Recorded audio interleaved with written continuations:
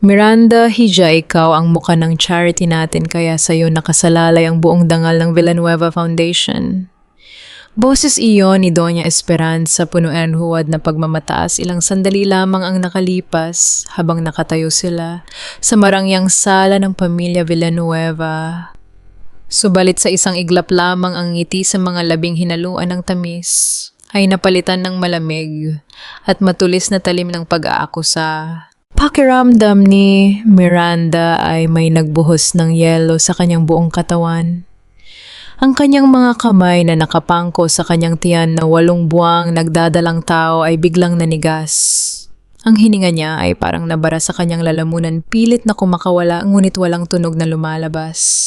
Diyos ko po, ano ito? Ilang taon niyang binuhos ang kanyang oras, dugo at pawis upang maitayo ang foundation na iyon para sa mga batang ulila at mga pamilyang kapuspalad sa mga liblib na barangay. Siya ang nagpuyat, siya ang lumalakad sa mga maruruming lansangan para lang makahanap ng pondo habang ang buong angkan ay nakaupo lamang sa trono ng kapangyarihan.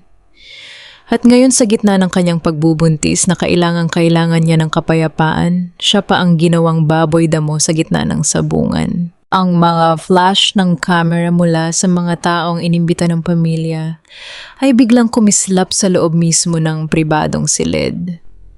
Mga mamamahayag na humaharap sa kanya may hawak na mikropono at nag-uunahang magbato ng mga salitang dumudurog sa kanyang pagkatao. Mrs. Villanueva, totoo ba na ibinulsa niyo ang milyon-milyong pisong donation para sa mga bagong silang na bata? Tanong ng isang reporter.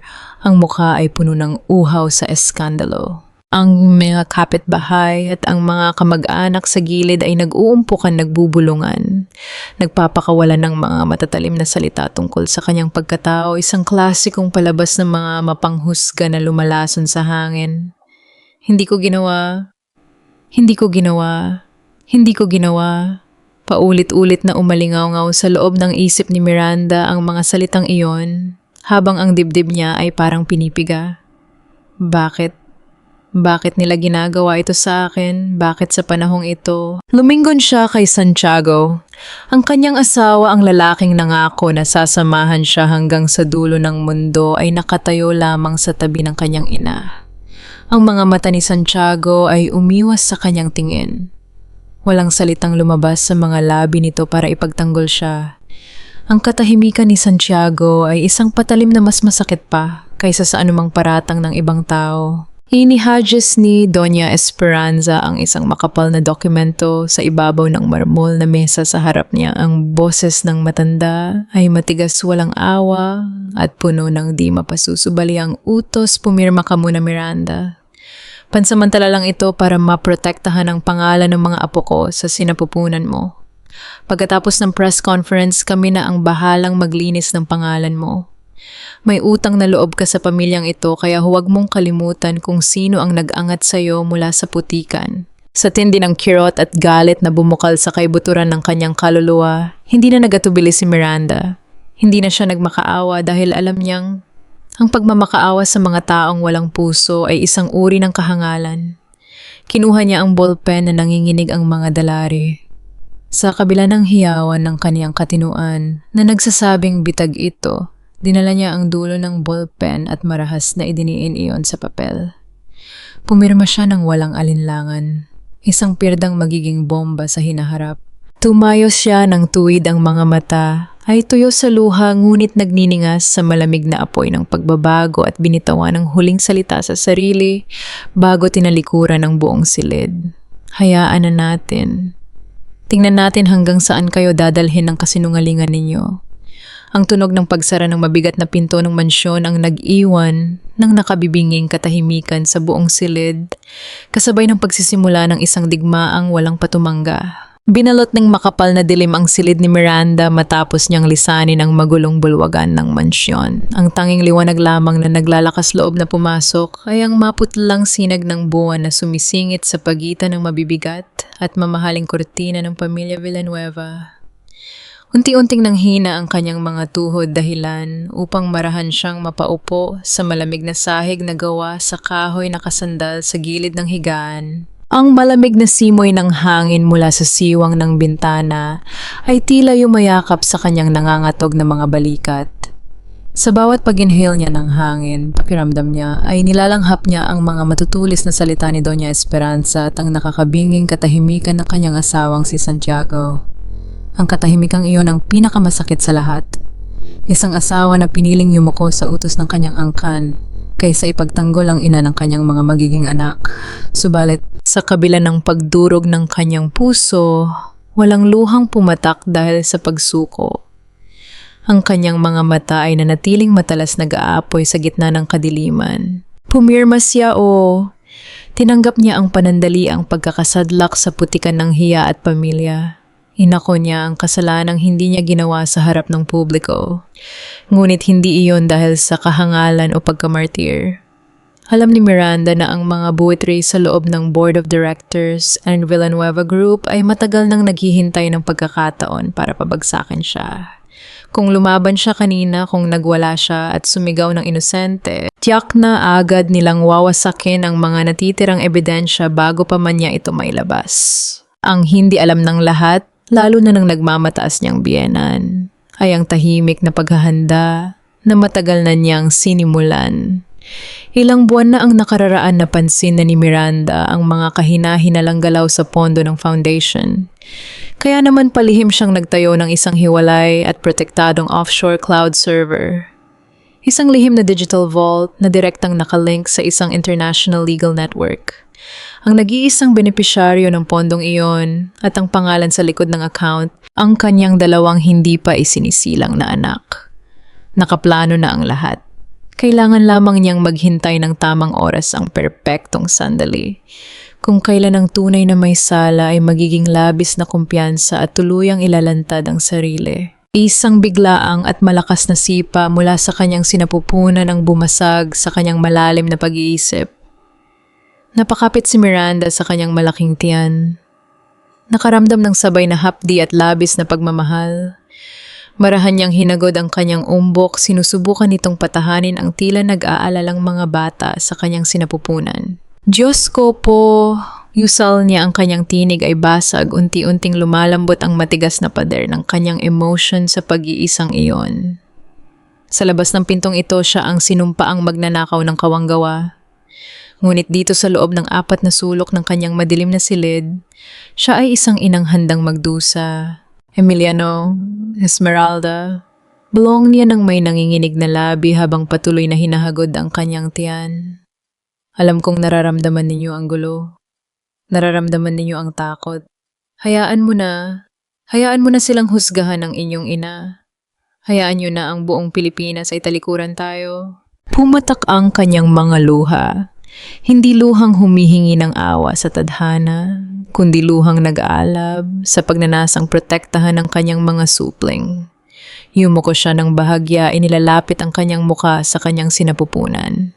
Kahit tapakan nila ang aking pagkatao at hubaran ako ng dangal pangako ko sa inyong mga anak. Kayong dalawa ang magiging dahilan kung bakit hindi ako susuko. Ako ang magiging pinakamatibay ninyong kalasag. Ang mundo man ay maging malupit ngayon, balang araw lalabas kayo sa isang mundong malinis, di ang inyong pangalan. Isang mainit na katahimikan ang bumalot sa kanya pagkatapos ng panata na yon. Pakiramdam niya ay mas naging malinaw ang kanyang isipan.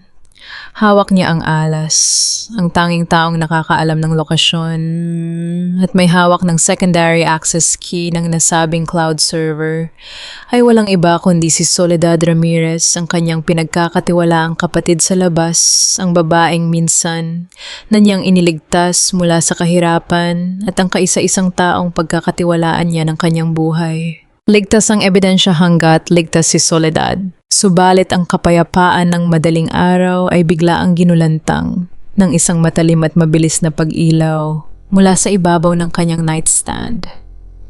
Kasunod nito ay ang sunod-sunod at marahas na panginginig ng kanyang telepono na tila nagbabadya ng panganib. Kumarap si Miranda at pinunasan ang mga luha bago inabot ang aparato. Isang mensahe mula sa isang hindi rehistradong numero ang nakadisplay sa screen. Walang kahit anong panimulang salita, walang anumang banta na nakasulat. Tanging isang larawan lamang ang ipinadala. Pagkabukas niya ng mensahe, tila umurong lahat ng dugo sa kanyang katawan, pabalik sa kanyang puso.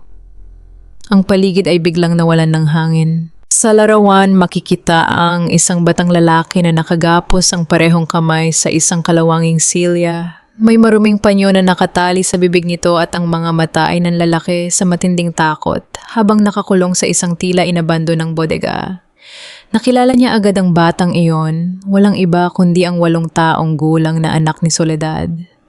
Ang pulang liwanag na nagmumula sa screen ng telepono ay tila naging apoy na handang tumupok sa lahat ng kanyang mga pinaghirapan. Kinabukasan, pagising ko ay tila gumuho ang buong mundo sa ibabaw ng aking mga balikat. Hindi na kailangan pang buksan ng telebisyon upang malaman ang nagaganap. Ang mismong hangin sa labas ng aming mansyon ay may dalang laso ng paghuhusga. Sa bawat sulok ng social media, ang pangalan ko ang laman ng mga nagliliyab na headlines. Mula sa mga sikat na news channel hanggang sa mga pahina ng mga kilalang marites sa internet, isa ang tawag nila sa akin, isang huwarang ina na huwad. Kumalat ang mga balita na ginamit ko raw ang pondo ng Villanueva Foundation, na ninakaw ko ang kinabukasan ng mga mahihirap na bata para sa aking sariling layaw at kaluhuan. Nang silipin ko ang labas mula sa siwang ng aking bintana, nakita ko ang mga pamilyar na mukha. Ang mga mismong tao na minsan kong tinulungan sa aming barangay. Ang mga tindera sa palengke na inabutan ko ng puhunan at pinayuhan noong mga panahong. Walang-wala sila ngayon ay nakatayo sa labas ng aming gate. May hawak silang mga karatula at ang mga mata nila ay puno ng puot at pandidiri. Nakakahiya siya, walang utang na loob sa pamilyang nag-ahon sa kanya. Kinuha pa ang pera ng mga ulila. Narinig kong sigaw ng isang babae mula sa kumpol ng mga tao. Ang mga matatalim nilang salita ay parang mga sibat na walang awang tumutusok sa aking dibdib. Diyos ko po. Ipinikit ko ang aking mga mata at napahawak ng mahigpit sa gilid ng bintana. Ang mga tuhod ko ay parang naging halaya. Paano nila nakalimutan ang lahat ng sakripisyo ko sa isang iglap lamang? Ganyan ba kabilis mabilog ang ulo ng mga tao ng isang malinis na kasinungalingan? Ang sakit ay tila unti-unting sumisira sa aking katinuan. Ngunit kailangan kong magpakatatag. Hindi ako pwedeng umiyak sa harap ng mundong nag-aabang sa pagbagsak ko. Ngunit, ang pinakamasakit na tinik na bumaon sa aking puso ng araw na iyon ay hindi nagmula sa mga estranghero. Nagmula ito sa mismong taong nangakong poprotektahan ako. Sa isang emergency press conference na ginanap sa main lobby ng Villanueva Group, pinanood ko si Santiago sa pamamagitan ng live stream sa aking telepono. Pinaligiran siya ng mga nagngangalit na board of directors, mga tiyuhin at tiyahin niya na nag-aalala lamang sa kanilang mga mana at mga mamamahayag na uhaw sa madugong balita. Mr. Villanueva bilang CEO, ano ang gagawin ninyo sa asawa ninyong napatunayang nagnakaw sa sarili ninyong charity? Hihiwalayan niyo ba siya upang isalba ang dangal ng inyong pamilya? Hanggang kailan ninyo siya pagtatakpan? Tanong ng isang matapang na reporter na itinututok ang mikropono sa mukha ng aking asawa. Pinigilan ko ang aking hininga. Hinihintay ko ang kanyang isasagot. Hinihintay ko ang pamilyar na tinig ng lalaking mahal ko na pabulaanan ng mga paratang. Nasabihing naniniwala siya sa akin ng buong puso na hindi ko kayang gawin ang mga halimaw na bagay na ibinibintang nila. Kahit isang salita lang na nagpapahiwatig na kakampi ko siya. Ngunit na natiling nakatikom ang mga labi ni Santiago. Tumingin lamang siya sa mga camera, ang kanyang mukha ay kasing lamig ng bato, walang anumang emosyon na mababakas. Ang kanyang dibdib ay mabagal na umaangat at bumababa. Hindi siya umimik, hindi niya ako ipinagtanggol. Ang kanyang katahimikan sa gitna ng sigawan at batikos ay isang formal na pag-amin ng aking pagkakasala sa paningin ng buong bansa. Naramdaman ko ang panlalamig ng aking mga daliri. Binitawan ko ang aking telepono at hinaplos ko ang aking malaking tiyan na tila humuhugot ng lakas mula kina Emiliano at Esmeralda. Hayaan mo na. Paulit-ulit kong bulong sa aking sarili. Sinusubukang lunukin ang pait na umaapaw sa aking lalamunan. Bahala na. Bahala na ang Diyos sa kanila. Alam kong may dahilan kung bakit kailangan niyang gawin ito. Alam ko na bago mangyari ang lahat nag-usap na kami. Ngunit bakit ganito kasakit ang teorya ay palaging mas madali kaysa sa mismong sakit na nararamdaman mo kapag nangyayari na. Ang bigat ng pagiging mag-isa sa gitna ng bagyo ay halos hindi ko na makayanan. Habang nakalubog ako sa lalim ng aking paghihinagpis at sinusubukang pakalmahin ang aking paghinga, biglang nag-ilaw ang screen ng telepono ko na nakapatong sa mesa kasabay ng tuloy-tuloy na panginginig nito. Ang pangalan ni Soledad ang lumabas. Agad ko itong sinagot, ang isip ko ay bumalik sa kakilakilabot na larawan ng kanyang anak na nakagapos sa isang madilim na bodega noong nakaraang gabi. Soledad, nasaan ka? Ano ang nangyari kay... Hindi ko na natapos ang aking sasabihin. Ang sumalubong sa akin mula sa kabilang linya ay ang hagulgol ng isang inang labis na nawawalan ng pag-asa. Ang kanyang pag-iyak ay puno ng matinding takot at panlulumo na halos hindi na siya makapagsalita ng maayos. Miranda, parang awa mo na. Patawarin mo ako. Nangginginig at basag ang boses niya, ang mga salita ay nahihirapang kumawala mula sa kanyang lalamunan. Kailangan nating magkita. Ngayon na. Pumunta ka sa maliit na simbahan dito sa Binondo. Bago mahuli ang lahat, Miranda, tulungan mo ako. Ibinaba niya agad ang tawag bago pa ako makapagtanong ng karagdagang detalye. Naiwan akong nakatulala habang hawak ang telepono, ang puso ko ay mabilis na tumitibok na parang sasabog anumang oras. Ang hanging umihip sa loob ng aking silid ay tila nagdala ng isang matinding babala ng kapahamakan. Kasabay ng pagkaputol ng linya, umalingaw-ngaw sa aking isipan ang sunod-sunod na pagbagsak ng mga kampana ng simbahan mula sa malayo.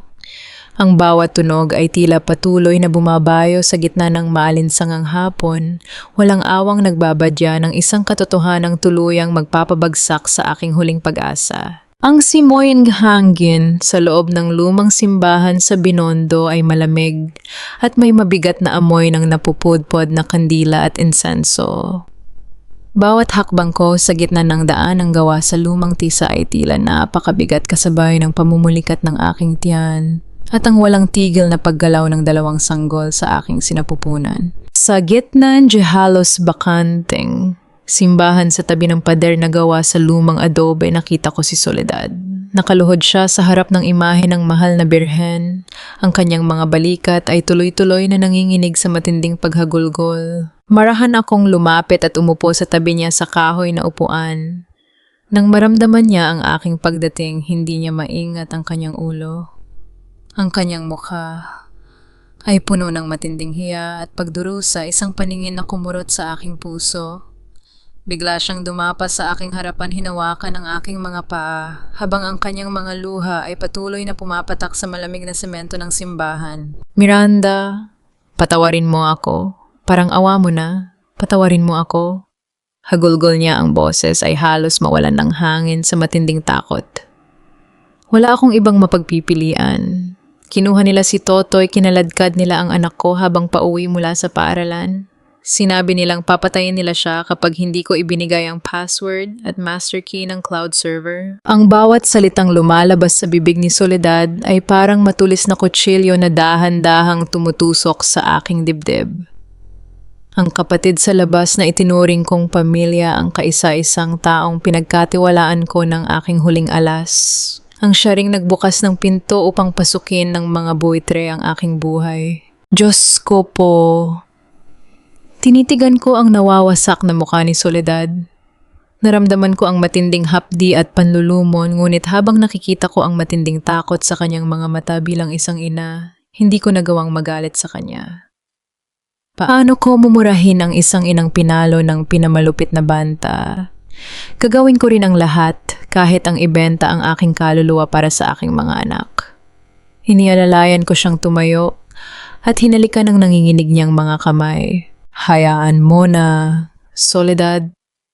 Bulong ko sa gitna ng aking basag na boses, pilit na pinatitigas ang aking kalooban, habang pilit na pinipigil ang luha.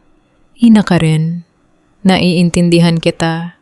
Mas mahalaga ang buhay ng anak mo kaysa sa anumang ebidensya. Mabilis kong inilabas ang aking telepono mula sa aking bag upang subukang tingnan ang estado ng aming system. Umaasa ako na baka sakaling pumasok ang automated security protocol na lihim kong itinanim sa system. Subalit pagkabukas ko ng application, sumalubong sa akin ang sunod-sunod na pulang babala sa screen, system override, unauthorized access, deleting files. Sa harap mismo ng aking mga mata, mabilis na naglaho ang mga folder ng mga dokumento, resibo at lihim na record ng transaction na ilang taon kong pinaghirapang buuin sa gitna ng mga puyat at sakripisyo. Mula 57% naging 30, naging 10 hanggang sa tuluyang maging 0. Winalis ng mga hacker ng aking mga kalaban ang bawat sulok ng aming backup. Ang huling ebidensya na maglilinis sa aking pangalan, ang tanging kapangyarihan na hawak ko upang labanan ang buong angkan ng Villanueva at ang madilim na shadow operator na si Don Federico ay tuluyang naglaho sa isang iglap. Namatay ang ilaw ng screen ng aking telepono at naging kulay itim na parang uling malamig, walang buhay at walang iniwang kahit anong pag-asa. Ang madilim at patay na screen ay nagningning lamang sa pamamagitan ng reflection ng aking sariling muka. Namumutla tuyo ang mga luha ngunit nakatitig sa walang hanggang kadiliman. Pag-uwi ko sa mansyon mula sa simbahan ng Binondo, ang bawat hakbang ko sa marangyang marmol na sahig ay parang paglalakad sa mga bubog. Binalot ako ng matinding pagod at ang dalawang sanggol sa aking sinapupunan ay patuloy na gumagalaw na tila nararamdaman ang matinding panganib sa aming paligid. Bago pa man ako makapasok sa aking silid, na abutan ko ang buong angkan ng pamilya Villanueva na nakatipon sa malaking sala. Nakatayo si Doña Esperanza sa tabi ng mga tiyuhin at tiyahin ni Santiago. Ang kapaligiran ay puno ng galit at panghihimasok. Sa gitna ng mesa ay may nakapatong na 2 makapal na dokumento, mga papel ng annulment at pagtatakwil sa akin. "Pumirma ka na, Santiago." Sigaw ng pinakamatandang tiyuhin niya. Ang boses ay puno ng pagmamataas at takot sa mawawalang yaman. "Huwag mong hayaang kaladkarin ng babaeng iyan ang pangalan at mana ng pamilya natin. Nakikita mo ba ang balita? Pinagtatawanan tayo ng buong bansa." "O anak," hirit pa ni Doña Esperanza na may kasamang huwad na luha, "isipin mo ang dangal ng ating pamilya. Hindi na babagay sa isang Villanueva ang isang magnanakaw."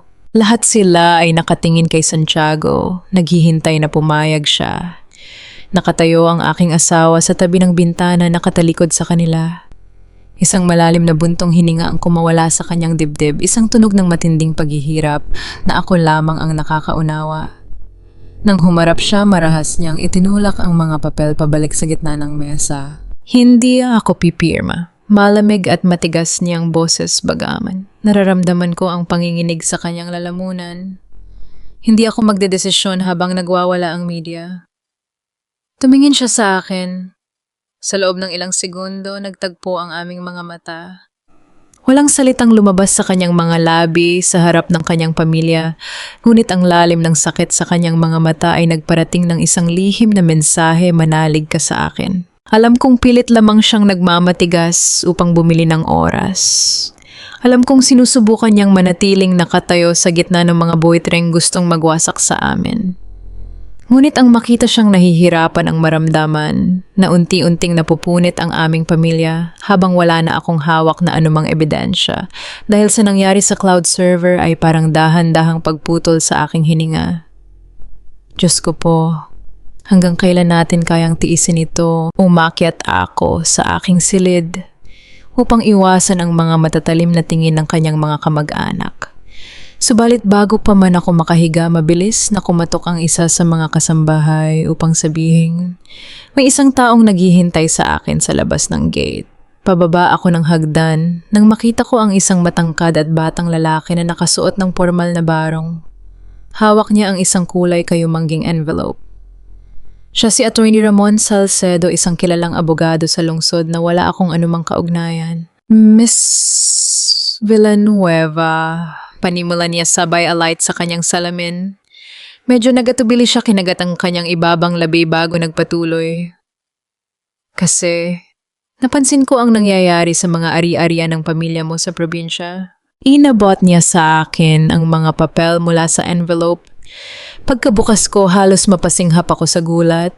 Ito ang mga legal na dokumento ng bahay at lupa ng aking ina sa probinsya. Dahil sa ginawang eskandalo sa foundation, sinusubukan na itong rematahin ng bangko sa ilalim ng mga peking utang na nakapangalan sa akin. Ngunit sa ibaba ng mga papel nakatatak ang formal na injunction na nagpapatigil sa pag-remate. Ako na ang humawak ng kaso para mapigilan ang foreclosure, dagdag ni Ramon. Nanginginig ang kanyang boses sa bahagyang kaba. Kasi hindi ako naniniwalang magagawa mo ang ibinibintang nila sa iyo. May mali sa mga audit report na ipinalabas ng pamilya Villanueva. Napatitig ako sa kanya, hindi makapaniwala na sa gitna ng mundong puno ng poot at pagtalikod isang estranghero ang lumitaw upang iligtas ang aking ina at ang huling natitirang tahanan ng aming kabataan. Bago siya tumalikod upang umalis, inilagay ni Ramon ang kanyang formal na card sa ibabaw ng maliit na mesa sa may pintuan. Tawagan mo ako kung kailangan mo ng tulong, Mrs. Villanueva. Huling bilin niya bago lumabas patungo sa kanyang sasakyan. Naiwan akong nakatayo sa may pintuan. Tinitigan ko ang formal na card na nakalapag sa ibabaw ng madilim na kahoy na mesa. Ang pilak at nakaukit na mga titik ng pangalang Atty. Ramon Salcedo ay kumislap sa ilalim ng malamig na ilaw, isang lihim na pag-asa sa gitna ng gabi, or marahil ay isang panibagong bitag na hindi ko pa nauunawaan. Sa mga sumunod na araw, naging madalas ang pagkikita namin ni Atty. Ramon Salcedo. Sa kabila ng aking 8 buwang pagbubuntis at ang walang tigil na pambabatikos ng publiko, pilit kong inayos ang mga formal na papeles upang protektahan ang mga kapuspalad na ina at batang nawala ng tulong dahil sa pagkakakulong ng pondo ng foundation. Nakatira ako sa isang maliit na bahay na pinarentahan ni Ramon para sa aking seguridad. Habang nakaupo kami sa mesa at inaayos ang mga dokumento, hindi ko namamalayan na matagal na pala akong pinagmamasdan ng batang abogado. Nakita niya kung paano ko inabot ang natitira kong personal na ipon para sa gamot ng isang may sakit na bata mula sa aming barangay. Mrs. Villanueva, panimula ni Ramon sabay alight sa kanyang salamin. Kinagat niya ang kanyang ibabang labi at nag-atubili bago nagpatuloy. Kasi, bakit ginagawa mo pa rin ito? Isinakripisyo mo ang sarili mong pera para sa mga taong tinatawag kang magnanakaw sa kalsada. Tinitigan ko ang aking malaking tiyan bago tumingin sa kanya. Hayaan mo na sila, Ramon. Hindi nila alam ang katotohanan. Ang mahalaga sa akin ngayon, walang batang magugutom habang kaya ko pa silang tulungan. Nakita ko ang paglitaw ng matinding pag-aalinlangan sa mga mata ni Ramon. Ang taong ipinadala upang kumuha ng mga natitira kong papel ay unti-unting nakakakita ng isang katotohanang malayo sa kasinungalingang itinatak sa kanyang isip. Bago pa man kami matapos, mabilis na dumating ang balita mula sa pinakamalapit na istasyon ng pulisya sa barangay. Kusa raw na sumuko si Soledad. Naipagtapat niya sa mga awtoridad ang ginawang pagpilit sa kanya. At dahil doon ay matagumpay na naisalba ng mga pulis ang kanyang anak na si Totoy mula sa kamay ng mga kidnapper. Agad kaming pumunta ni Ramon sa istasyon. Sa loob ng maliit na silid ng barangay precinct, nakita ko si Soledad. Nakaupo siya sa isang kahoy na bangko, mahigpit na hawak sa kanyang mga kamay ang isang kupas na larawan ng kanyang yumao ng asawa. Ang kanyang mga mata ay namumula at patuloy na binabaha ng luha. Miranda. Hagulgol niya nang makita ako. Patawarin mo ako. Kagabi habang nakatitig ako sa litrato ng tatay ni Totoy, nanalangin ako sa Diyos. Sinabi ko sa sarili ko mas pipiliin ko pang ibenta ang kaluluwa ko sa demonyo at makulong habang buhay kaysa makitang may dumanak na dugo sa anak ko. Diyos ko po. Nilapitan ko siya at mahigpit na niyakap. Wala nang galit sa aking puso, tanging awa na lamang para sa isang inang napilitang gumawa ng kasalanan dahil sa matinding pagmamahal sa anak. Handa si Soledad na harapin ang kulungan upang pagbayaran ang kanyang naging pagkakamali. At iyon ay sapat na upang ibalik ang aking tiwala sa kanyang pagkatao. Habang inaayos ko ang tulong pinansyal para sa pag-aalaga kay Totoy, habang nasa kulungan si Soledad, lumabas muna si Ramon sa gilid ng kalsada upang sagutin ang isang tumatawag sa kanyang telepono. Hindi ko na malayan na nakasunod ang aking tingin sa kanya. Nakita ko ang biglaang pagmumutla ng kanyang muka habang nakikinig sa kabilang linya. Ang boses ng tumatawag ay napakalakas at malamig ang boses ni Don Federico Arrieta, ang matandang shadow board member na may hawak sa leeg ng buong pamilya. Siguraduhin mong makukuha mo ang lahat ng natitirang dokumento niya, Ramon. Ang utos ng matanda sa kabilang linya walang anumang bakas ng awa.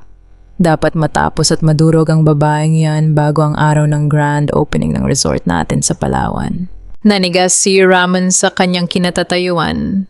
Kinagat niya ng marahas ang kanyang ibabang labi habang nakatitig sa akin mula sa malayo, isang abogado na kailangang pumili sa pagitan ng sarili niyang dugo at ng katotohanang nagsisimulang pumukaw sa kanyang konsensya. Ang bigat ng mga nakaraang linggo ay parang isang mabigat na pader na tuluyang gumuho sa aking katawan. Madaling araw noon nang makaramdam ako ng matinding kirot sa aking tiyan, isang kakaiba at mabilis na paghilab na nagpadyan sa aking mga tuhod.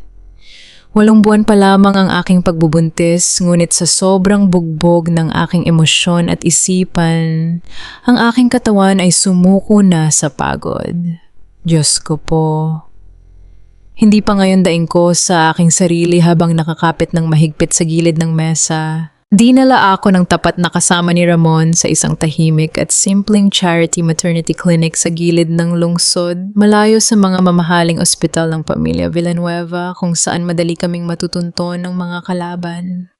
Sa loob ng at simpleng silid pagpanganak, mag-isa kong hinarap ang matinding pagsubok ng pagluluwal sa aking mga anak.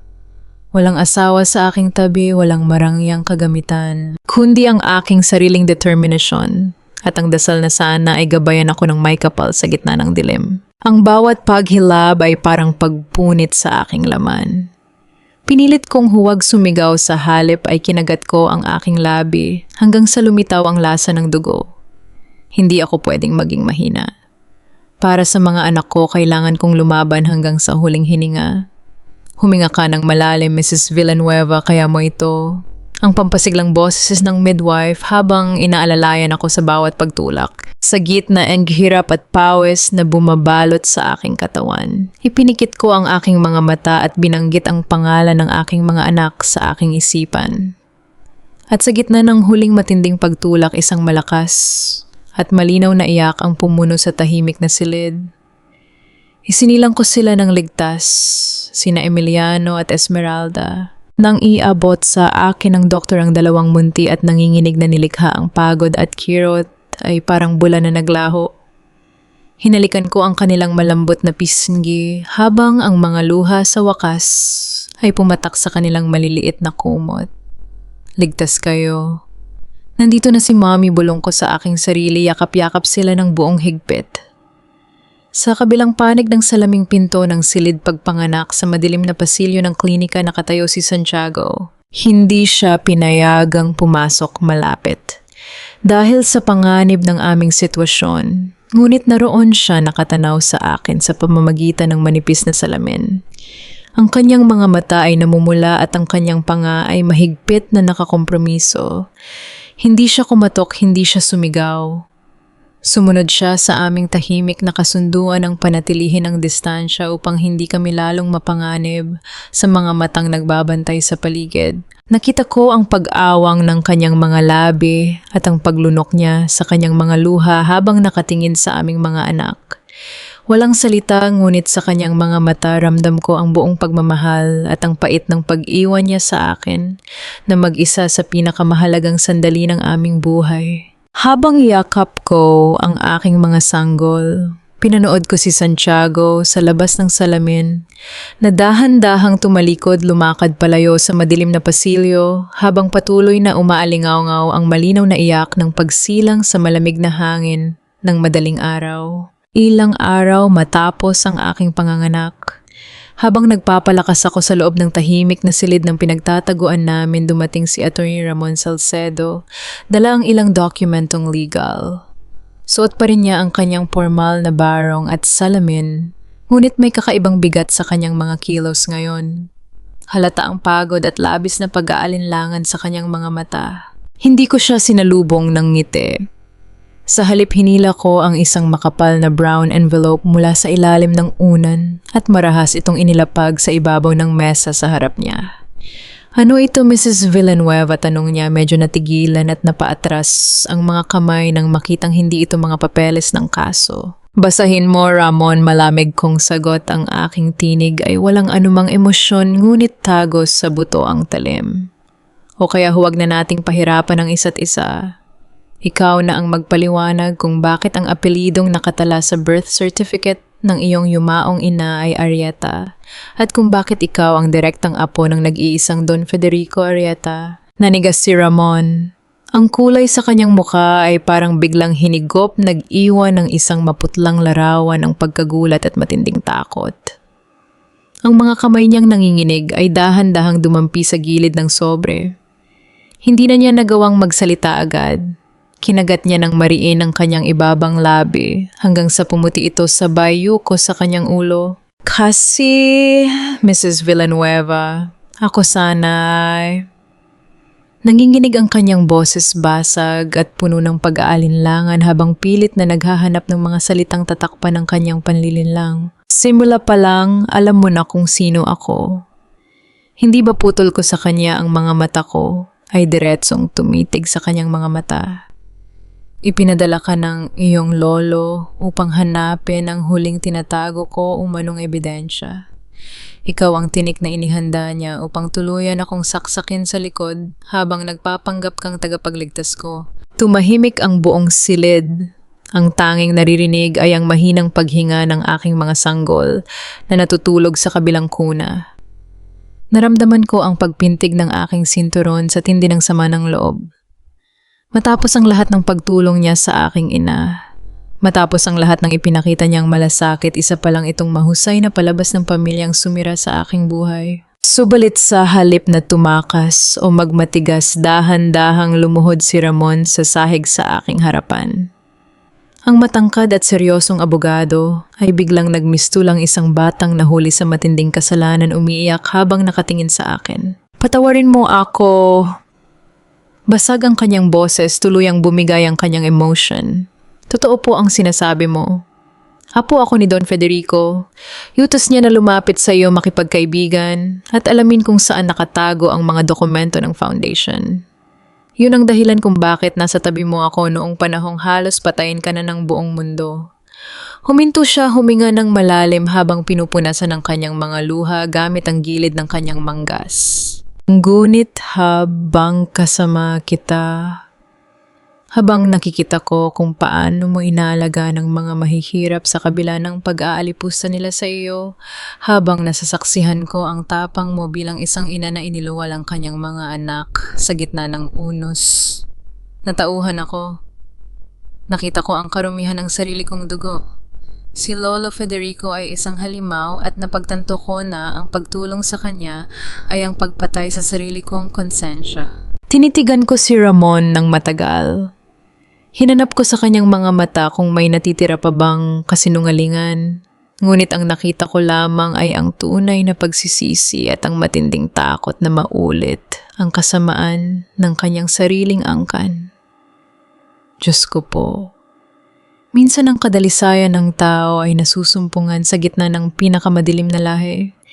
Unti-unti akong huminga ng malalim at ibinaba ang aking mga balikat. Kung gagayon, Ramon, mahinahon ng gunit seryoso kong wika. Ano ngayon ang gagawin mo sa impormasyong hawak mo? Tumayo si Ramon mula sa pagkakaluhod. May kinuha siya mula sa loob ng kanyang formal na diyaket, isang maliit itim na encrypted hardware drive.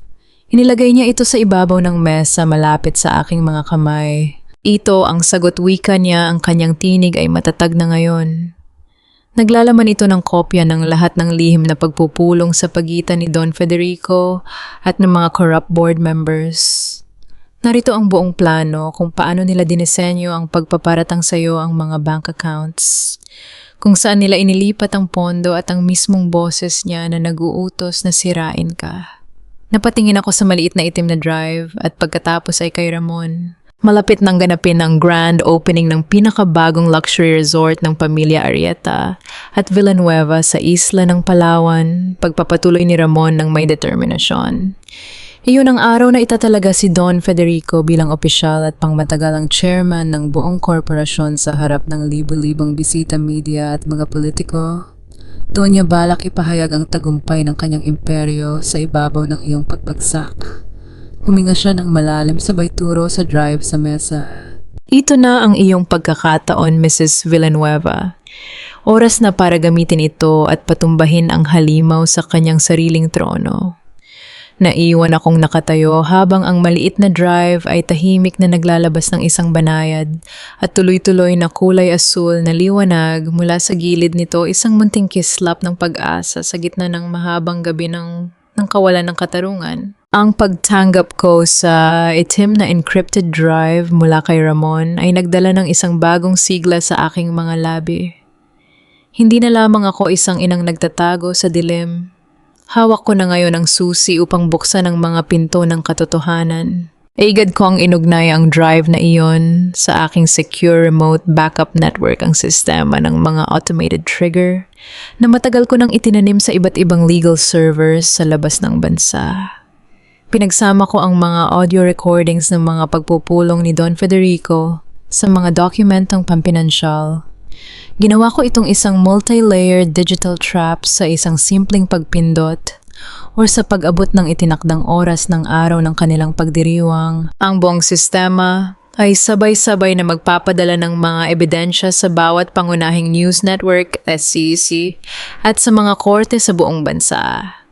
Hindi na nila ito kailanman mapapatay o mabubura. Bago kami tuluyang lumipad patungong Palawan, nagkaroon kami ng maikling pagkakataon na magtagpo ni Santiago sa isang liblib na tagpuan na inihanda ni Ramon, malayo sa mga mata ng media at ng mga alagad ng kanyang pamilya. Nang makita ko si Santiago, napansin ko ang lalim ng mga itim na bilog sa paligid ng kanyang mga mata. Halata ang matinding puyat at bigat ng mga responsibilidad na ipinataw sa kanya ng kumpanya at ng kanyang angkan. Ngunit, nang magtama ang aming mga tingin, walang panunumbat na namagitan. Lumapit siya dahan-dahang hinawakan ng aking mga nanginginig na kamay at mariin itong hinagkan. Miranda. Balong niya ang kanyang boses ay puno ng basag na pagsisihan at pagmamahal. Patawarin mo ako kung kinailangan mong pasanin ang lahat ng ito ng mag-isa. Hinigpitan ko ang paghawak sa kanyang mga kamay sabay iling. Hayaan mo na ang ibig sabihin ng aking mga mata. Hindi ka nag-iisa, Santiago. Sagot ko mahinahon ngunit may diin. Ginawa natin ang nararapat upang malaglag ang maskara ng mga mapagkunwari. Bukas sa isla ng Palawan, magwawakas ang lahat ng kasinungalingang ito. Tumango si Santiago, ang kanyang mga mata ay nagniningning sa determinasyon. Sa sandaling iyon, ang aming mga puso ay muling naging isa-isang matibay na pader na hindi kailanman kayang tibagin ng anumang yaman o kapangyarihan. Ilang oras ang lumipad kami patungong Palawan. Ang islang iyon ay kilala sa magandang tanawin ng puting buhangin at malalin na asul na karagatan, ngunit para sa amin ito ang magiging arena ng huling digmaan. 2 araw bago ang grand opening ng pinakabagong luxury resort na pinagmamalaki ng pamilya Villanueva at Arrieta, tahimik kaming dumaong sa isla kasama ang aking mga sanggol na ligtas na nakakarga sa aking mga bisig kasing higpit ng aking determinasyon. Dumating ang araw ng inaabangang pagdiriwang. Ang napakalawak at marangyang hall ng resort ay puno ng mga tanyag na personalidad, politiko, negosyante at mga mamamahayag mula sa iba't ibang panig ng bansa. Ang lahat ay nakasuot ng pinakamagagarang formal na kasuotan, nagtatawanan at nag-uunahan na pagpapabanggo ng pangalan sa harap ng mga naglalakihang negosyante. Sa gitna ng bulwagan nakatayo si Don Federico Arrieta sa ibabaw ng entablado, suot ang isang mamahaling suit, ang mukha ay nag-uumapaw sa tagumpay at kayabangan. Sa tabi niya ay nakatayo si Doña Esperanza at ang iba pang kamag-anak na pilit na pinapaganda ang kanilang mga ngiti sa harap ng mga kamera. Tumayo ako sa likurang bahagi ng malawak na bulwagan, nakasuot ng isang simpleng puting kasuotan. Ang mga mata ko ay tinitigan ng matanda mula sa malayo. Kasabay nito umalinggaw-anggaw ang malakas at masiglang boses ng host sa buong sound system ng buong hall. Mga ginang at ginoo, narito na ang haligi ng ating tagumpay, ang visionary leader na magdadala sa atin sa rurok ng kapangyarihan. Isang masigabong palakpakan para sa ating bagong supremo at chairman ng Villanueva Group at Arrieta Holdings, Don Federico Arrieta. Ang malakas at nakakabingging palakpakan mula sa libo-libong bisita ay umalingaw-ngaw at pumatak sa buong bulwagan ng Palawan Resort, hudyat ng pagsisimula ng huling palabas. Nagniningning ang mga crystal na chandelier sa kisame ng malawak at marangyang convention hall sa Palawan. Ang mga ilaw ay nakatutok lahat sa gitna ng entablado kung saan nakatayo si Don Federico Arrieta. Suot ang kanyang pinakamahal na itim na suit, may hawak siyang mikropono habang malawak na nakangiti sa harap ng libo-libong mayayamang bisita, negosyante at mga mamamahayag. Mga kaibigan, mga minamahal na kasama sa industriya, panimula ni Don Federico, ang boses ay mababa, mayaw-mayaw, ngunit puno ng mapanlinlang na awtoridad na umalingaw sa buong bulwagan sa pamamagitan ng state-of-the-art speakers. Ang bawat imperyo ay nasusubukan hindi sa panahon ng tagumpay kundi sa gitna ng mga unos. Sa mga nagdaang linggo, hinarap ng pamilyang Villanueva at Arrieta ang isang matinding pagsubok, isang pagtataksil mula sa loob, isang sugat na nagtangkang sumira sa ating danggal at sa mga kawusang matagal nating itinayo. Sa unang hanay ng mga upuan, nakatayo si Doña Esperanza, nakasuot ng makinang nagintong filigree dress. Makikita sa kanyang mukha ang pagmamataas at ang paghinga ng maluwag buong pusong. Naniniwala na ang pagbagsak ng kanyang manugang ang magliligtas sa pangalan ng kanilang angkan. Ngunit tingnan ninyo ngayon, patuloy ni Don Federico, itinaas ang kanyang kamay na tila nagbabasbas sa madla habang mas lumawak ang kanyang mapagbalat-kayong ngiti. Nakatayo tayo rito ng mas matatag, mas nagkakaisa at handang abutin ang mas mataas pang rurok ng tagumpay. Ipinapangako ko sa inyo sa ilalim ng aking pamumuno bilang bagong chairman, ang Villanueva Arrieta Holdings ay mananatiling simbolo ng integridad, kadalisayan at walang kapantay na tagumpay. Isang malakas at nag-uunahang palakpakan ang muling kumalat sa buong bulwagan. Ang mga tao ay tumayo at nagunahang sumaludo sa matanda na para bang isang Diyos na nagdala sa kanila sa lupang pangako. Ngunit bago pa man mapawi ang huling palakpakan sa hangin, dahan-dahang bumukas ang malalaking pintuan sa gilid ng bulwagan. Isang malamig at sariwang simoy ng hangin ang pumasok mula sa labas, kasabay ng biglang paghinto ng mga taong malapit doon. Ako yon. Dahan-dahan akong naglakad papasok sa gitna ng liwanag. Wala akong dalang sandata, walang kasamang gwardya. Nakasuot lamang ako ng isang simpleng puting bestida na sumisimbolo sa kalinisan, at sa aking mga bisig ay mahigpit kong karga ang aking dalawang munting sanggol, sina Emiliano at Esmeralda. Ang kanilang mga mukha ay payapang natutulog, walang kamalay-malay sa kasamaan ng mundong kanilang sinasapian. Nang maramdaman ay mga unang tao sa gilid ang aking presensya, ang kanilang mga bulungan ay nagsimulang kumalat na parang apoy sa damuhan. Hindi ba't iyan si Miranda, yung babaeng nagnakaw sa foundation? Anong ginagawa niya rito? At may dala pa siyang mga sanggol. Walang hiya talaga. Paanong nakapasok ang magnanakaw na iyan dito? Nasaan yung mga gwardya? Ang mga matatalim na bulong at tingin ay sinalubong ko ng may taas noong pananaw. Hindi ako yumuko. Ang mga hakbang ko sa pulang carpet ay banayad, matatag at tiyak. Nang marinig ni Don Federico ang kaguluhan sa likuran, tumigil siya sa pagsasalita. Inalis niya ang kanyang tingin sa mikropono at lumingon patungo sa gitna ng pasilyo. Nang mamataan ni Jay kanyang mga mata ang aking muka, ang ngiti sa kanyang mga labi ay biglang nagyelo. Ang muka ng isang matagumpay na diktador ay unti-unting namutla na palitan ng labis na gulat at takot na parang nakakita siya ng isang multo na matagal niyang ibinaon sa hukay. Ang kanyang kamay na may hawak na mikropono ay bahagyang nanginginig. Ang buong marangyang bulwagan ay unti-unting nabalot ng isang nakabibinging katahimikan. Ang dating malakas na palakpakan ay napalitan ng isang patay na katahimikan, kung saan ang tanging maririnig ay ang mahinang paghinga ng aking mga sanggol. Habang papalapit sa entablado kung saan nakatayo ang pinakamakapangyarihang tao sa silid na iyon. Nang tumigil ako sa mismong paanan ng entablado, ang buong bulwagan ay nababalot pa rin sa isang malalim at nakakabinging katahimikan. Ang mga mata ng libu-libong bisita negosyante at mamamahayag ay nakatutok sa akin at sa dalawang sanggol na mahigpit kong karga sa aking mga bisig. Nanginginig ang mga kamay ni Don Federico sa ibabaw ng podium. Ang kanyang mukha na kanina ay nag-uumapaw sa kayabangan, ay ngayon ay namumutla, pilit na itinatago ang takot sa likod ng isang galit na ekspresyon. Sino ang nagpapasok sa babaeng ito? Rito sigaw ni Don Federico, ang kanyang boses ay nanginginig sa matinding galit habang itinuturo ako ng kanyang nanginginig na hintuturo.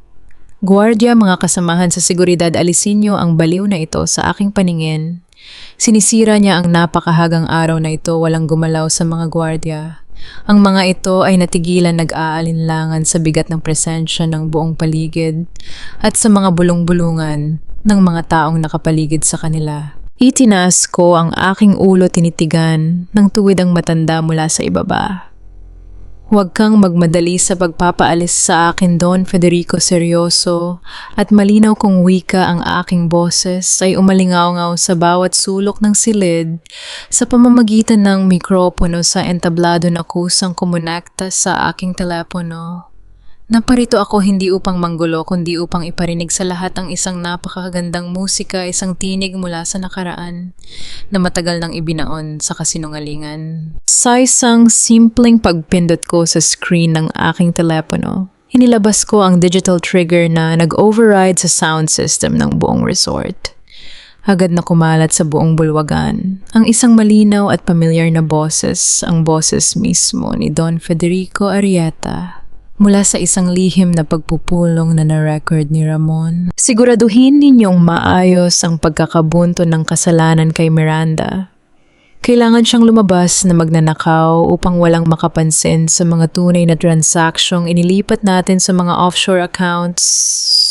At kung sakaling tumutol si Esperanza, gamitin niyo ang pangalan ng pamilya para pilitin siyang sumunod. Ang buong bulwagan ay biglang nagitla. Ang mga bulungan ay lumaki at naging isang malakas na alon ng gulat at pagkasuklam. Ang mga mamamahayag ay mabilis na itinaas ang kanilang mga kamera, kinukunan ang bawat reaksyon ng mga taong nasa entablado. Sa unang hanay ng mga upuan na paatras si Doña Esperanza, ang kanyang muka ay naging kasing puti ng papel. Nanginginig ang kanyang mga labi habang nakatitig kay Don Federico. Ang matandang lalaking itinuring niyang gabay at pinuno ng kanilang angkan ay siya pa palang utak ng paggamit sa kanya bilang isang mangmang na sunod-sunuran upang sirain ang sarili niyang pamilya. Hindi totoo yan, sigaw ni Doña Esperanza habang nanginginig ang kanyang buong katawan sabay takip sa kanyang mukha habang tuluyang bumagsak ang kanyang mga luha sa harap ng madla. Kasinungalingan iyan. Fake news, gawa-gawa lamang ng babaeng iyan at ng mga trader, sigaw ni Don Federico habang marahas niyang hinampas ang podium na wala na ng anumang kontrol sa kanyang emosyon. Ngunit sa sandaling iyon, habang nanginginig ang kanyang mga kamay, sa galit nagtama ang aming mga mata.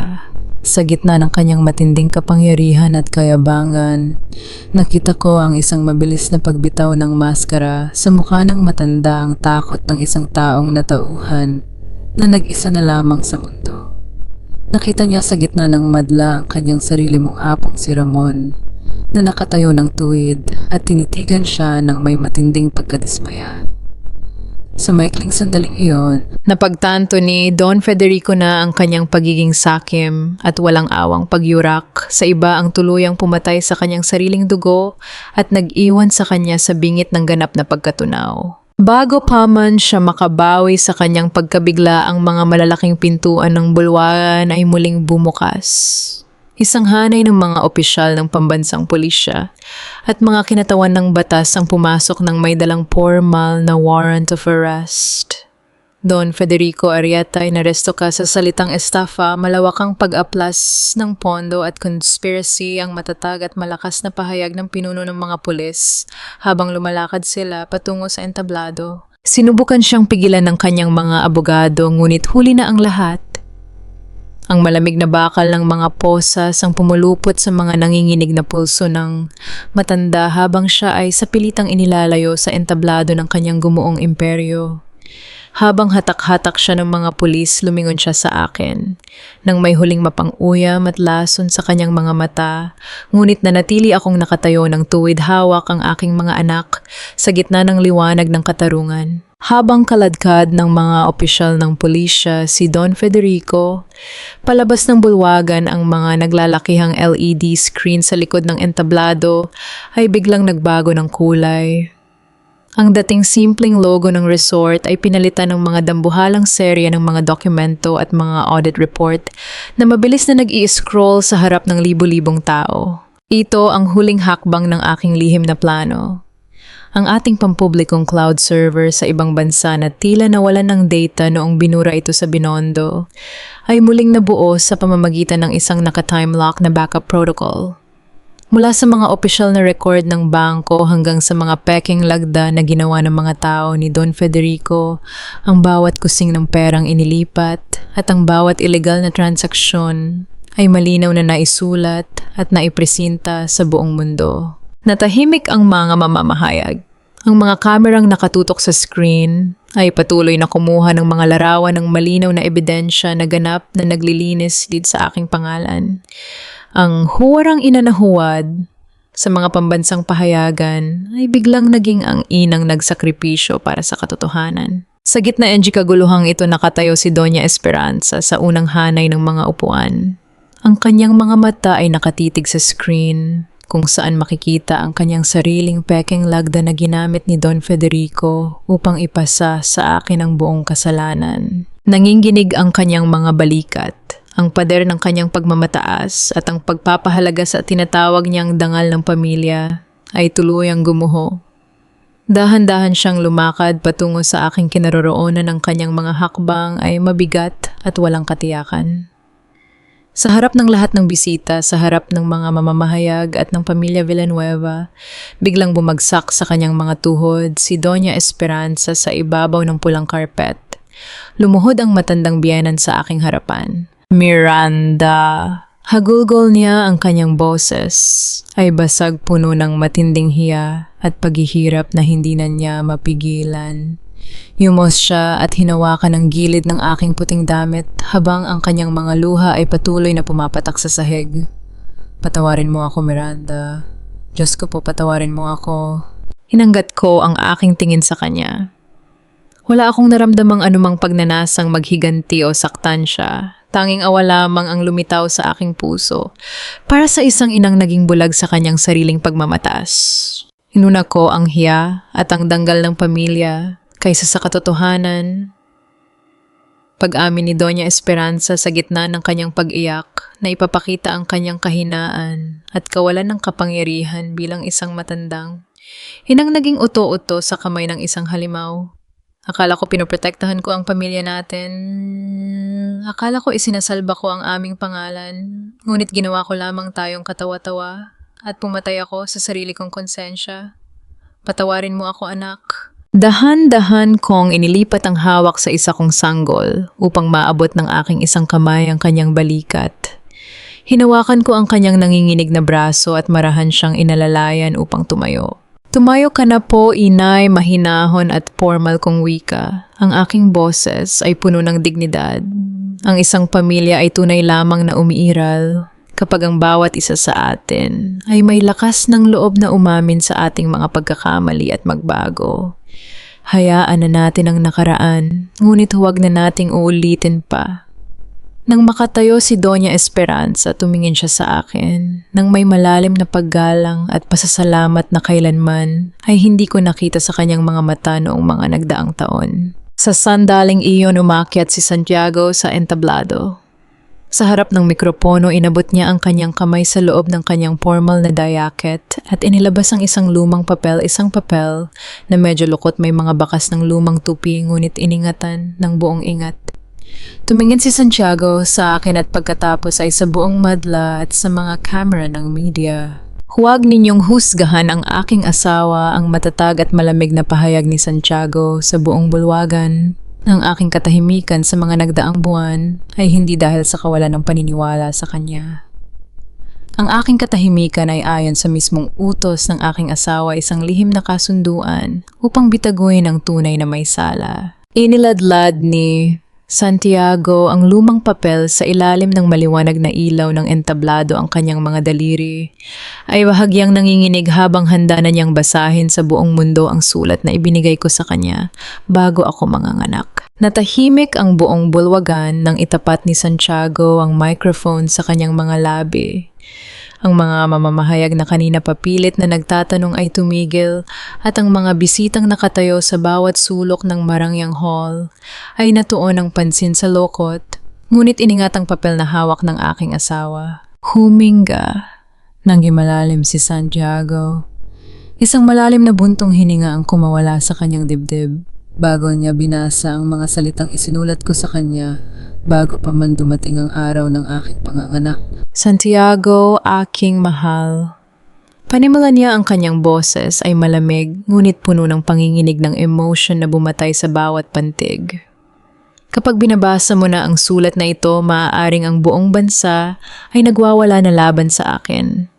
Maaaring tinatawag na nila akong isang magnanakaw, isang masamang asawa, at isang huwad na ina. Pakiusap, huwag kang magsalita. Huwag mo akong ipagtanggol sa harap ng iyong pamilya at ng media. Napatras ang ilang mga tiyuhin ni Santiago na naroon.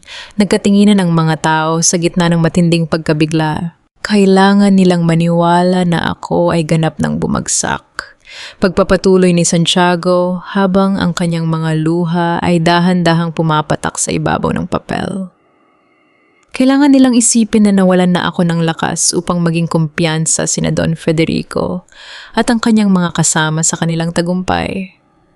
Sa pamamagitan lamang ng kanilang maling kumpiyansa natin maipapatibong ang tunay nilang mga kasalanan. Ang iyong katahimikan ang magiging pinakamatibay na pader na magtatago sa ating tunay na laban. Manalig ka sa akin gaya ng pagtitiwala ko sa iyo.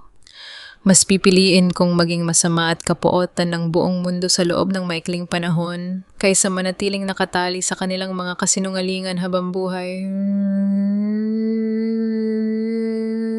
Nang matapos basahin ni Santiago ang huling pangungusap, ang buong bulwagan ay parang nawalan ng hangin. Ang mga taong mabilis na nanghusga sa akin sa mga nakaraang buwan, ang mga kamag-anak na nag-aagawan sa mana at dangal ng pamilya, ay hindi makatingin ng diretso sa akin. Ang matinding hiya ay bumalot sa kanilang mga mukha. Ang mga mamamahayag na uhaw sa eskandalo ay dahan-dahang ibinaba ang kanilang mga panulat batid na ang babaeng kanilang pinagkaisahang sirain ay ang siyang nag-iisang nagpakita ng tunay na tapang at pagmamahal sa katotohanan. Ibinaba ni Santiago ang papel. Inalis niya ang kanyang tingin sa mga tao at dumiretso ang kanyang mga hakbang pababa ng entablado. Hindi niya pinansin ang mga ilaw ng kamera o ang mga taong gustong humingi ng tawad sa kanya. Naglakad siya patungo sa kinaroroonan ko. Nang makalapit siya, dahan-dahan siyang lumuhod ng bahagya upang maging kapantay ang aking muka. Isang mainit at nanginginig na kamay ang humawak sa aking pisanggi, habang ang isa pa niyang braso ay yumakap sa akin at sa aming dalawang sanggol na sina Emiliano at Esmeralda. Salamat, Miranda. Bulong niya sa aking tainga, ang kanyang boses ay basag sa matinding pag-iyak. Salamat sa pagtititiwala sa akin at sa hindi mo pagbitaw sa ating pamilya. Ipinatong ko ang aking ulo sa kanyang balikat habang nakakarga ang aming mga anak. Hayaan mo na, bulong ng aking puso. Tapos na ang bagyo. Tapos na ang laban, Santiago. Mahinahon kong tugon habang naramdaman ko ang paghalik niya sa ulo ng aming mga sanggol. Naisip ko na ang lahat. Ayoko na sa korporasyon, ayoko na sa kapangyarihang nagiging sanhi ng kasakiman. Iwanan na natin ang lahat ng ito at magsimula tayo ng bagong buhay rito sa Palawan, isang buhay na tahimik at nakalaan sa pagtulong sa mga totoong nangangailangan. Tumango si Santiago ng walang alinlangan, nakahandang talikuran ng marangyang imperyo kapalit ng tunay na kapayapaan at pagmamahal ng aming pamilya. Naiwan kaming magkayakap sa gitna ng bulwagan. At sa labas ng malalaking bintana ng resort, umalingaw-ngaw ang banayad na tunog ng mga alon ng dagat sa Palawan na humahalik sa puting buhangin na tila nagpapakalma sa katatapos lamang na matinding bagyo ng aming buhay. Pumasok ang mga sumunod na buwan na may dalang panibagong simoy ng katarungan at pagbabago.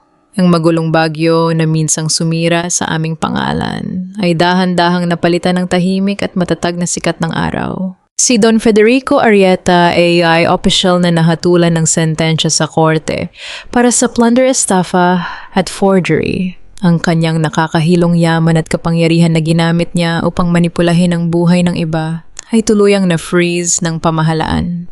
Sa kanyang huling mga taon sa loob ng malamig na rehas ng kulungan, naiwan siyang mag-isa, walang kaibigan, walang kakampi at walang pamilyang dumadalaw.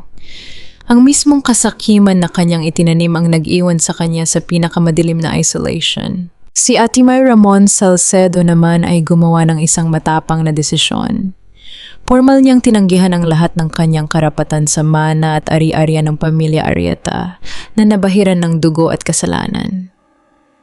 Sa halip, itinayo niya ang isang pampublikong law office na nagbibigay ng libreng serbisyong legal para sa mga kapuspalad at mga inosenteng tulad ko na nabiktima ng gawa-gawang paratang.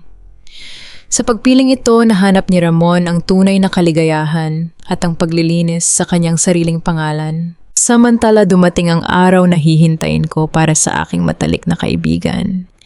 Dahil sa aking formal na petition sa korte na isaalang-alang ang matinding panggigipit sa kanyang anak at ang kanyang kusang pag-amin at pagtulong sa pulisya na bawasan ang sentensya ni Soledad. Nang lumabas siya sa pinto ng kulungan matapos ang ilang buwang pagdurusa, naroon ako upang salubungin siya. Nakatayo si Soledad na may kaunting hiya sa kanyang mga mata, hindi makatingin ng diretso habang nakakapitan ng kamay ng kanyang anak na si Totoy. Miranda, bulong niya, ang kanyang mga labi ay nanginginig. Hindi ako karapat-dapat na harapin ka. Nilapitan ko siya at mahigpit na niyakap. Hayaan mo na ang nakaraan, Soledad. Pabulong kong wika habang hinahaplos ang kanyang likod. Nabayaran mo na ang iyong pagkakamali sa batas. Ang isang taong marunong magsisi mula sa kaibuturan ng kanyang puso ay nararapat lamang sa panibagong pagkakataon sa buhay.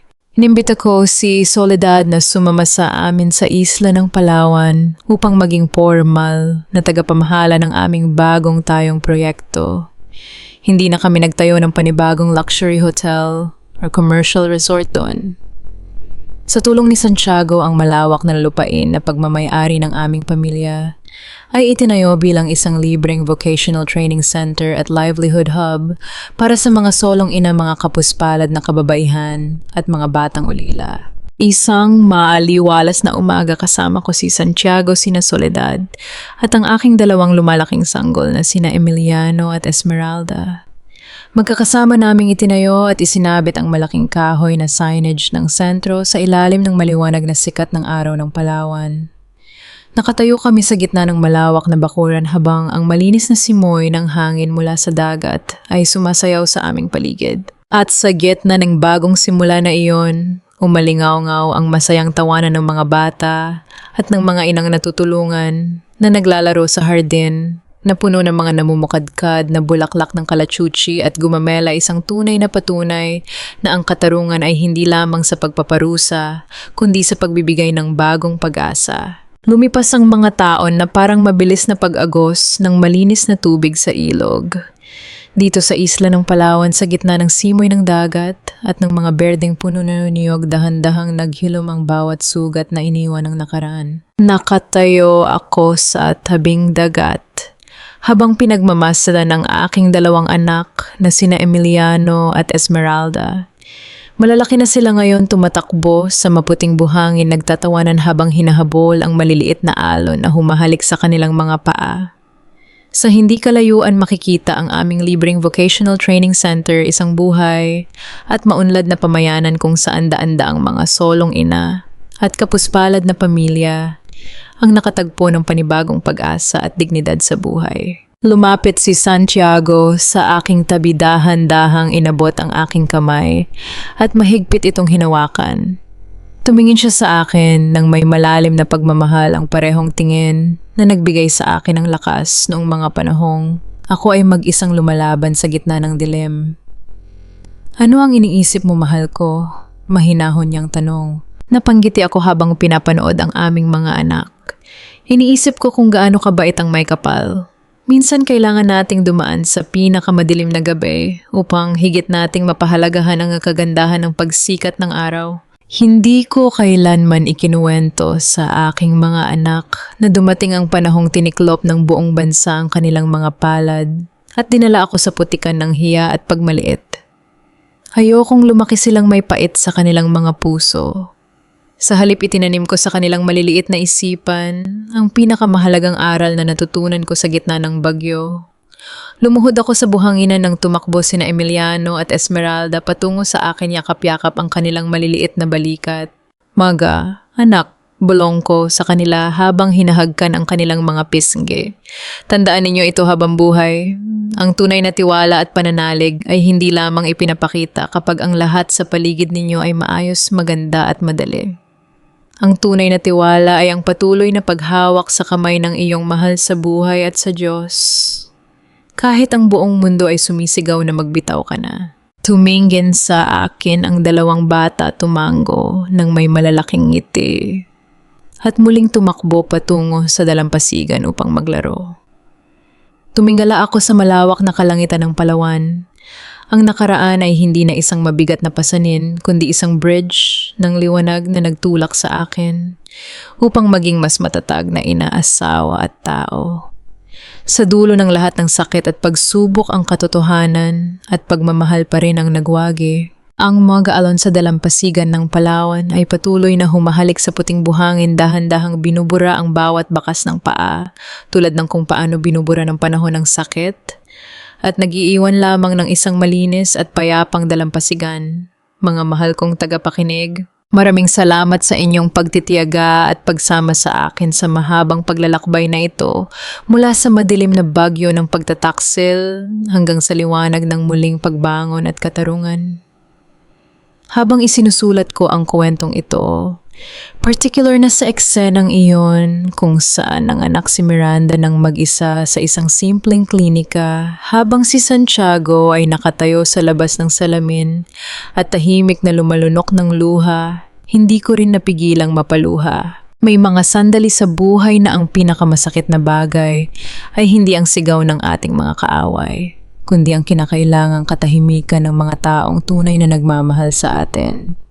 Ang kwentong ito ay nagmula sa mga tunay na piraso ng buhay ng mga taong nakapaligid sa atin.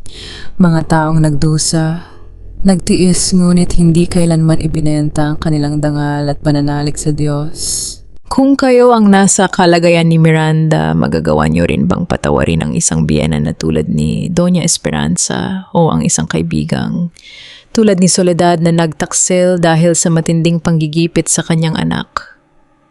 O mas pipiliin ninyong talikuran na lamang sila at huwag na kailanman maglingon sa nakaraan? Habang pinapakinggan ninyo ang huling bahaging ito, nasaan kayo ngayon? Ano ang ginagawa ninyo habang nakatutok sa ating programa? Baka habang naglalaban, nagluluto ng hapon para sa pamilya, nagmamaneho sa gitna ng trapiko o nagpapahinga. Matapos ang isang mahabang araw ng trabaho, pakiusap mag-iwan kayo ng komento sa ibaba. Ibahagi ninyo ang inyong saloobin sa naging desisyon ni Miranda. At kung may sarili kayong kwento ng pagsusumikap at pagpapatatag sa gitna ng pagsubok ng pamilya. Huwag kayong mag-atubiling isulat ito dahil dito sa ating tahanan palaging may nakikinig at nakauunawa sa inyo. Huwag niyo rin sanang kalimutang i-like at i-share ang ating episode ngayong araw upang magbigay ng inspirasyon sa iba. Naway magkaroon kayo ng kapayapaan sa inyong mga puso at maging matatag tulad ng mga alon sa dagat na hindi kailanman sumusuko sa pagdaloy. Ang pamagat ng kwento ang pagsubok at pananalig ni Miranda. Ang kwentong ito ay isinulat batay sa kwento ng ating tagapakinig na si Maria, 35 taong gulang, kasalukuyang nasa Kuwait bilang isang OFW na ipinadala sa ating programa, kasama ang mensaheng ang tunay na lakas ng isang ina ay hindi nasusukat sa kawalan ng sugat, kundi sa kakayahang manatiling matatag at magmahal sa kabila ng lahat. Paalala ang lahat ng mga tauhan at sitwasyon sa kwentong ito ay muling isinulat bilang katang-isip lamang at walang layuning manira o umatake sa kaninuman. Ang kwento ay ginawa para sa layuning magbigay ng aliw at maghatid ng positibong mensahe.